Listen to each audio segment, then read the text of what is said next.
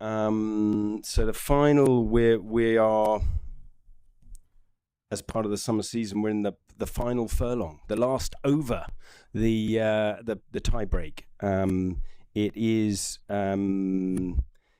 it's regulatory change. So we want to talk about hypotheticals, a little bit about what might happen next with a new government potentially.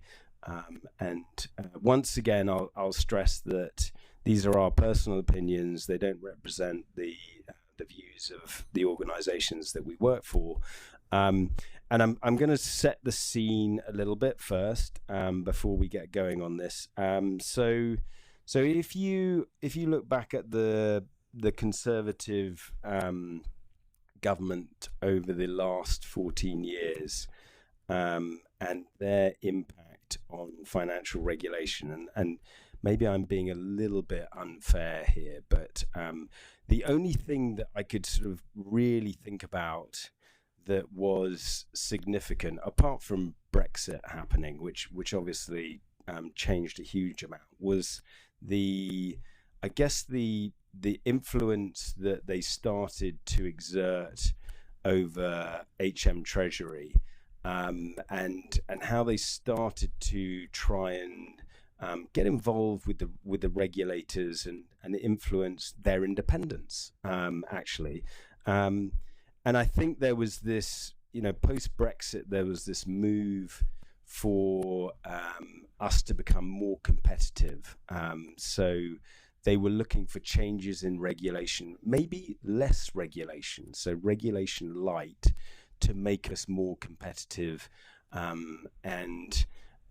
So that's my broad conclusion on the Conservative regime. I think if you look at, and it's very hard when you read the manifestos at this stage to understand what a new government might bring. I think Labour, and I think Labour has to be commended on this. They've been pretty outspoken on what they would do around sustainable finance.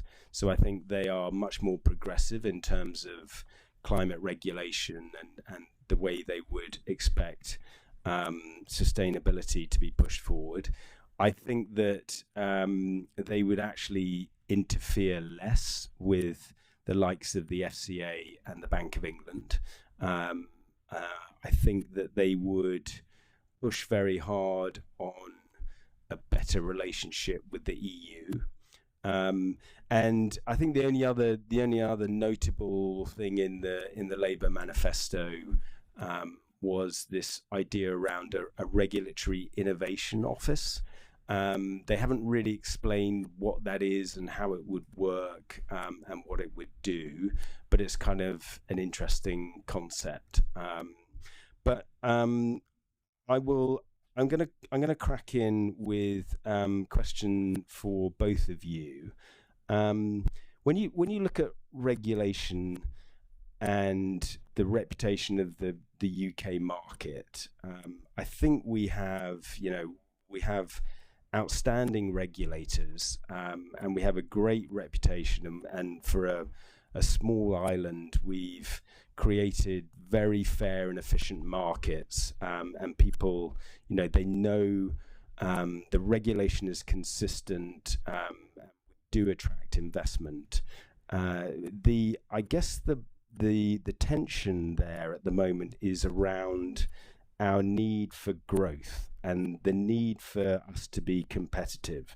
So how do you get the balance right between sort of making regulation less onerous, but without destroying the reputation of the market? What is the balance in that respect? Brad, Seung, who wants to? Yeah, Seung, go first. No, I think it is that precise conflict with competitiveness and growth from the government, and I guess supervision and market integrity and all the other FCA PRA promotes.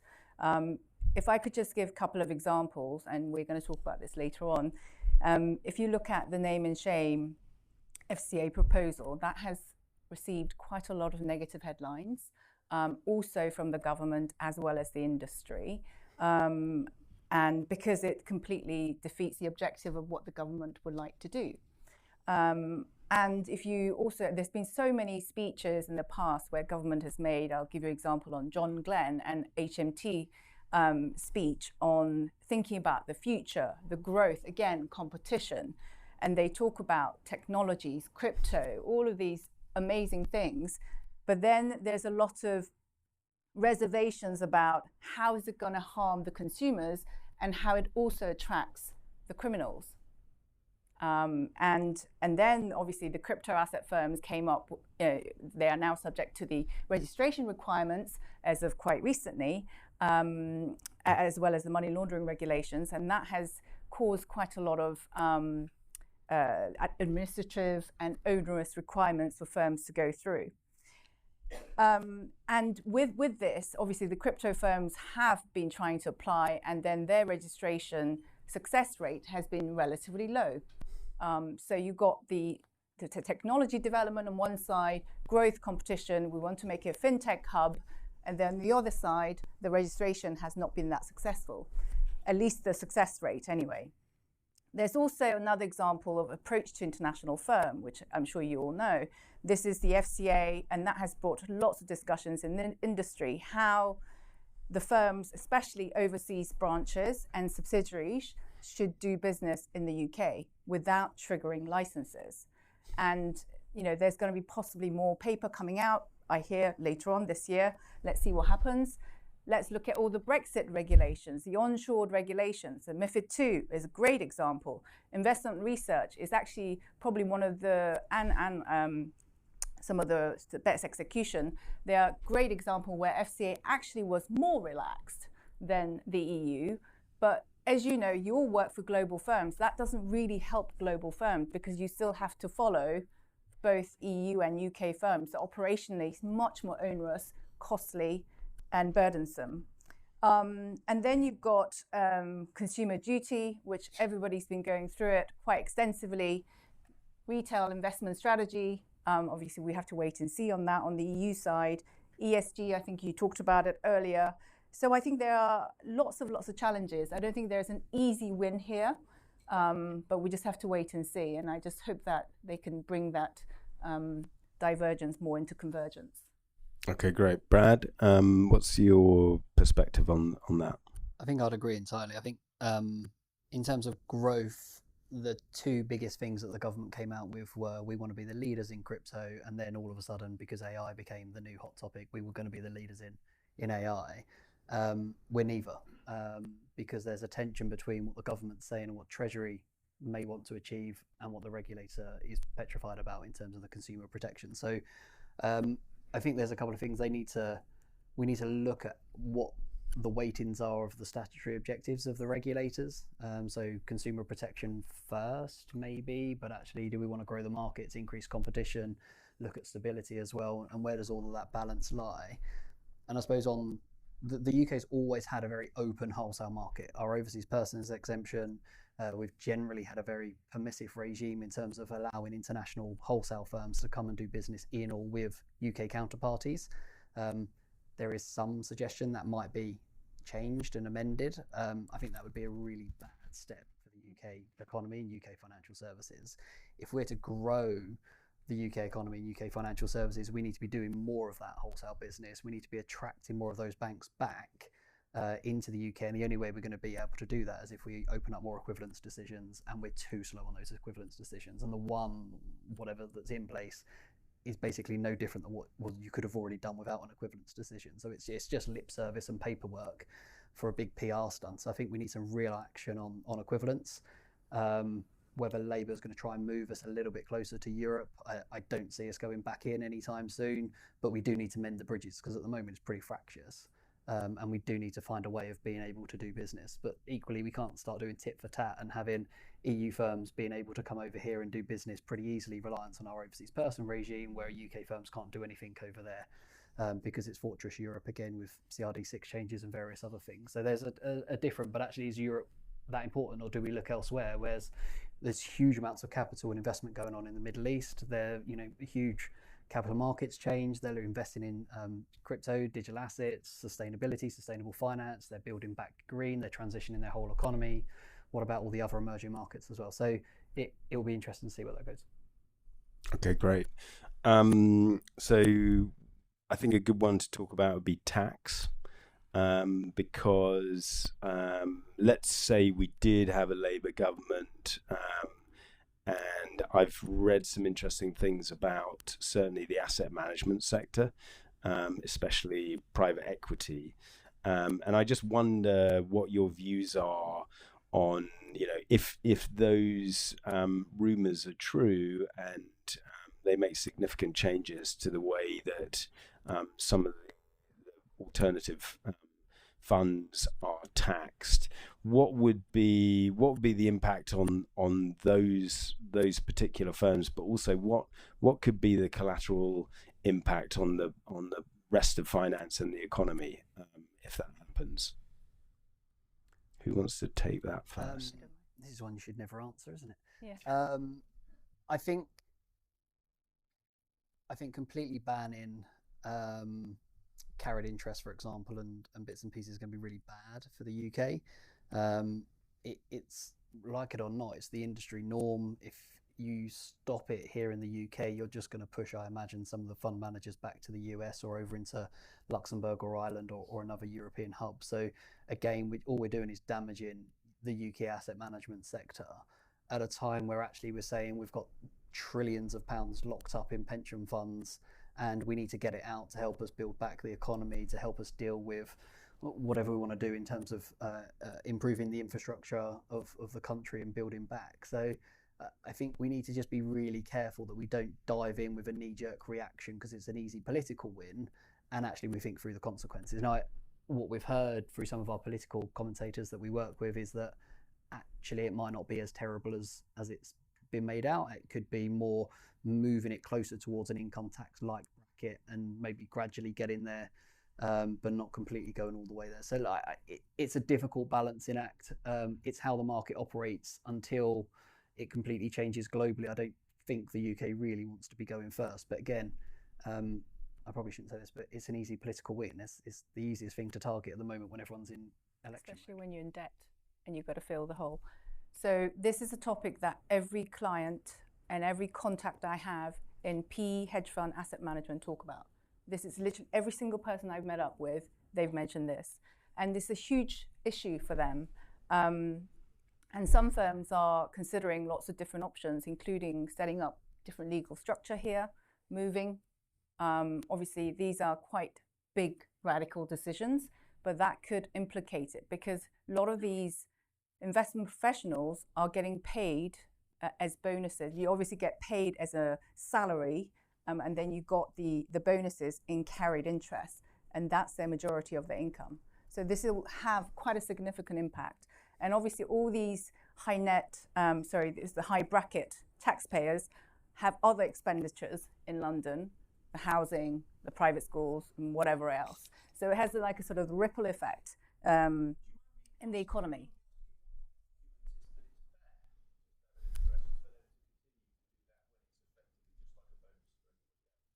Well, it's a structure, isn't it? It's not so much about being fair, but it's not something they have been evading the tax rule, but it has been the rule, but it feels like they're being targeted.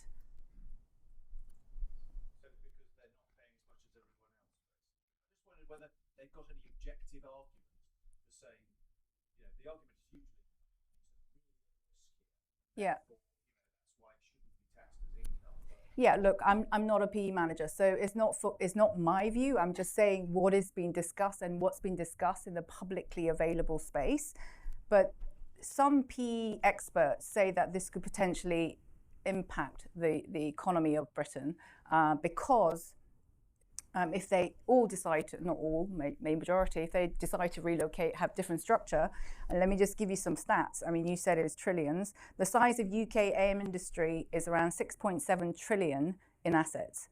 The total value of PE investments in portfolio companies in the UK is 47 billion. Hedge fund AUM is around 314 billion in the UK. That's quite a lot just in pure number terms. And if you think about how the City of London contributes to the taxations and everything else, the driving the economy, I think they feel they're already doing quite a lot here. Anyway, I'm just relaying kind of what they're saying. So I think that there is a lot of concern here, but let's see what happens. Okay, great. So there's always a lot of talk about, the state of our London Stock Exchange and our inability to attract investment here and investing in the UK. How do we encourage that? How do you both feel about capital requirements, and the way that we could potentially loosen up some of the regulation in order to encourage that investment to free up some of that capital? Do you want to say I can cover it as much as I can. So capital framework is risk-based. And as we talked about, the regulators have been trying to provide incentives to make it work and grow economy and encourage competition as per the government's objectives. But they have not used it to date. There has been quite sort of, in PRA's eyes, and I think FCA would agree with this, competition means stronger standards, meaning stronger regulations, and that equals stronger markets. But I'm not sure how the market participants see it like that. And because obviously if there's more regulations, is it worth coming into this market or not if there's more capital requirements? So there's a question around, back to your first question, on the FCA PRA interest versus the government interest. As I understand, there's going to be a paper coming out on what does it mean for the prudential system later in the year. Of course, the government can give much support and say, give guarantees and say to push forward, there's 0% risk weight, and that's how much capital they need to hold. But the government did that, maybe not 100% on SMEs, but that hasn't really worked either. So there's a question mark on how we're going to get this right. And then there's also a question around, okay, well, what about firms who are branches in the UK? Are they going to make them subsidiarise? But I think the view on the industry is that, well, there are enough rules on the subsidiarisations, and they're quite happy dealing with various branches in the UK and not requiring putting up more capital. So I think, we'll have to just wait and see. I don't know, Brad, if you've got anything else to add on that. I agree. I think there's a few things. We've had changes to the listing rules, try and take our sort of listing regime a little bit closer to the US and deal with some of the perennial gripes that people have had in terms of getting a listed company set up here and why some firms choose to go elsewhere. So that there's that should come around, I think, in the new year. And then you're trying to see, or there are, funny enough, fund structures or fund regimes and wrappers that are trying to be set up with a more attractive risk weight to encourage the institutional investors, the insurance companies, the pension funds to invest in these wrappers so that you can then diversify the risk through a fund structure rather than going direct. But this is all focused on infrastructure investments and long-term investments and bits and pieces like that. So I think they're looking at where all this capital is locked up, generally in the pension funds and in some insurance company premiums, and trying to see how they can unlock some of those pools of capitals by allowing those institutional investors access to a broader range of longer-term investments to help build back, because there's no way that government can keep borrowing given where we are in the state of the economy at the moment. So it's going to need to be privately funded. And again, if we're pushing some of our fund managers out overseas, all that capital is going to go out into Luxembourg, Ireland, or to the US and find its way back in, and we lose control that way as well. So there's a broader picture at play as to what's going on. I think somebody needs that macro lens on top. Okay. Let's talk. Seung, you mentioned name and shame.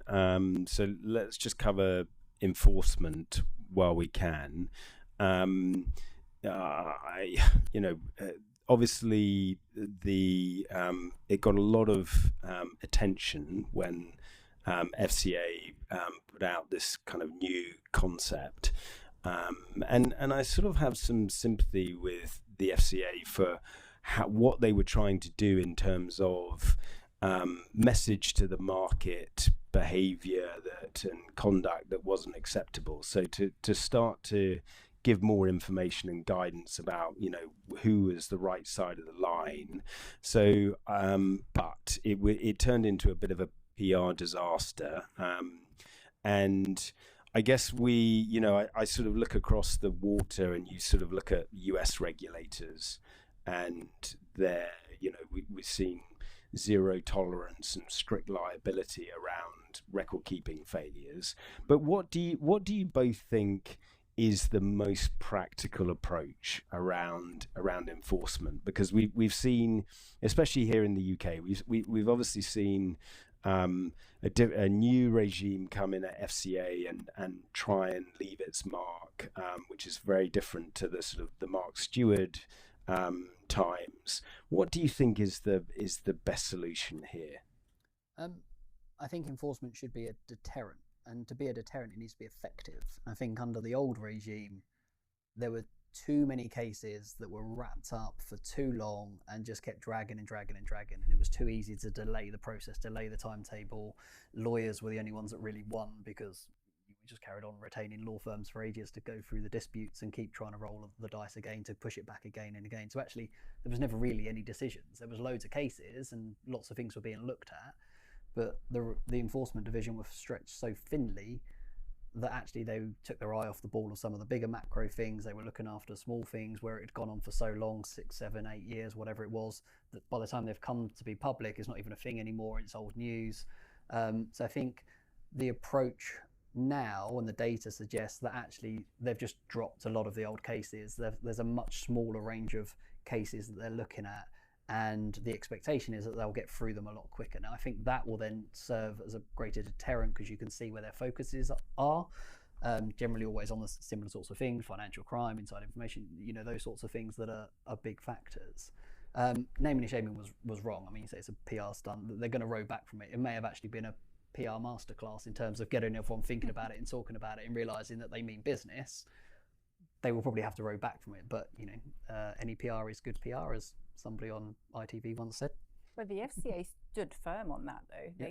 They came back and responded to the industry and the various government figures saying, well, this is what we're doing, and we would encourage, we'll look at all the various metrics, look at if there's going to be harm in the public interest, or it's going to encourage the whistleblowers to come through, or consumer interests, any of those, then they will do it, I think. And I think this is a problem. And then I think if they were to go ahead with that, I think there's going to be a lot of opposition from everybody, because it could impact the reputation of the firm. Sometimes the investigation doesn't get to an enforcement, you just go through an investigation.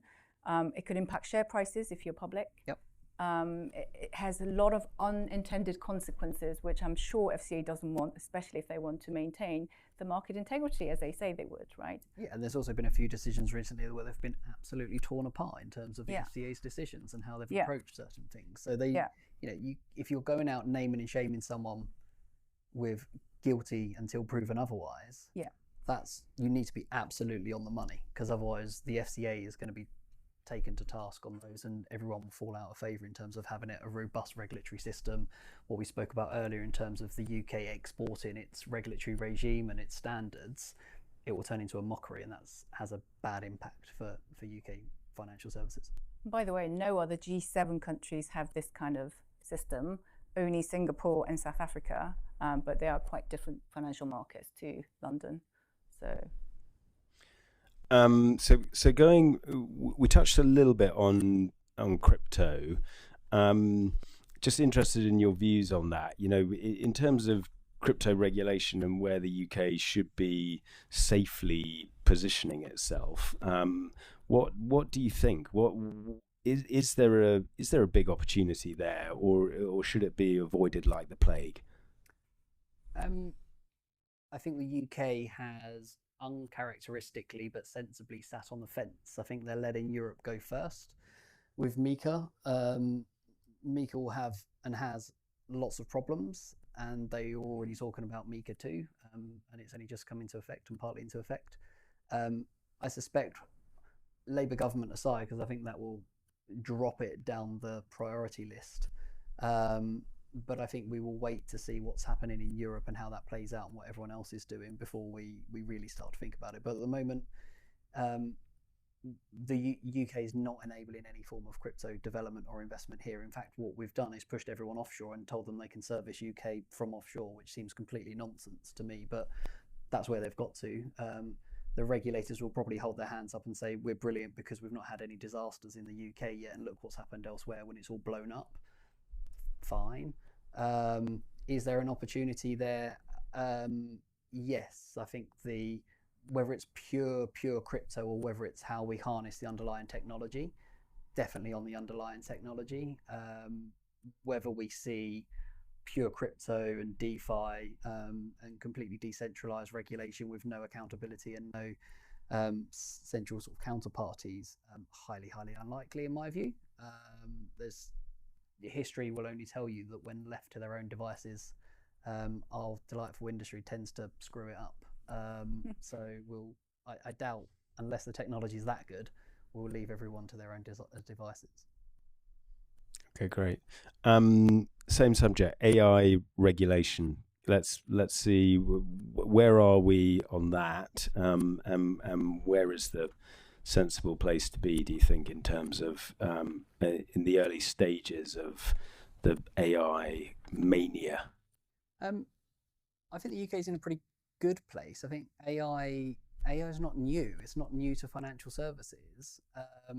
It's just had a lot of hype given the inflection curve and the change curve and where we are now in terms of mass adoption. So, firms in the UK, firms globally, financial services firms have been using forms of AI for years. We've had algorithmic trading, high frequency trading, DEA, retail brokerage in terms of investment platforms being able to trade on your apps, copy trading, social trading, all of these sorts of things that use some form of algorithm where you put some inputs in and it gives you some outputs. Now, at a most basic level, it's the early foundational stages of AI, and obviously with the technology's moved on and our capabilities have moved on, but the regulatory rules are there to enable firms to do it. So it really comes down to risk. So what we're seeing at the moment is lots of walled gardens. Firms are setting up appropriate policies, procedures, governance frameworks to enable people within their organizations to test and to come up with ideas as to how AI could be used to either improve internal processes, things like surveillance, transaction monitoring, suspicious activity reporting or monitoring, things like that, compliance reporting, reg reporting. So we're seeing these things sort of be set up. Producing new documents. What is that document? Can a computer create a financial promotion? Who signs off the financial promotion? Are you able to use the IP? Who owns the IP and the license? Can you ingest that data from the market and produce your own document on the basis of it? So there's lots of questions outside of regulation and compliance in terms of who owns the IP, have you got the rights to use it, what happens if something goes wrong on the liability, hallucinations, who's tracking the data outputs and the trending data, what happens if you get loads of complaints, those sorts of things. But I think from a pure regulatory perspective, the rules that we have in the UK already enable you to implement AI in a sensible, controlled manner. Will financial services, the big firms, go fast and first? Absolutely not. We never do with big tech trends and developments because of the regulatory environment that we operate in.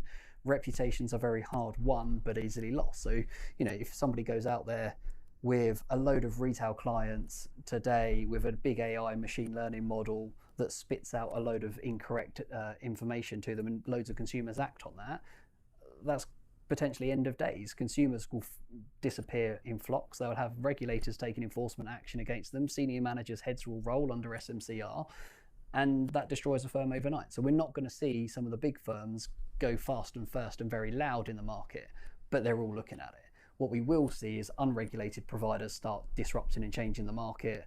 We'll see some of the fintechs and some of the new fintechs coming into the market that will disrupt. There will be M&A activity. There will be partnerships that we've seen with any other tech development around the edges. So that's how I think financial services will play out. Very different to Europe with the AI Act. They needed to do something. It's a different legal system, a civil law jurisdiction. You need a rule book in order to enforce laws under a civil law system. They didn't have a rule book, so in theory it meant anyone could use AI to do stupid things. We now have a law that says you can't do stupid things. It's not quite that simple, but broadly that's what it says. Okay, great.